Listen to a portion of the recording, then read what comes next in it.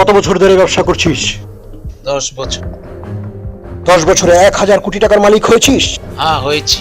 আমার প্রচেষ্টা। মিথ্যে কথা, তুই একটা ভণ্ড প্রতারক। তোদের মতো লোক প্রতারণা করে জাতীয় জীবন দুর্বিষহ করে তুলেছে।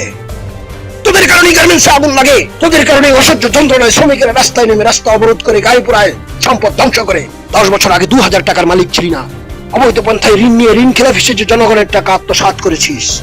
শুধু কি তাই, যে সমস্ত শ্রমিক তোকে 10 বছর ধরে সেবা দিয়ে আসছে, তাদের কি দুবেলা দুমুঠো খাবারের পয়সা দিয়েছিস? তাদের সন্তান কি শিক্ষার কোনো আলো পেয়েছে?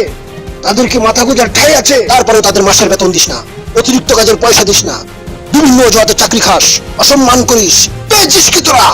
জানিস বেতন না দিয়ে পানশালাতে যাওয়া হারাম, এসি বাড়িতে ঘুমানো হারাম, বিলাসবহুল গাড়িতে চড়া হারাম।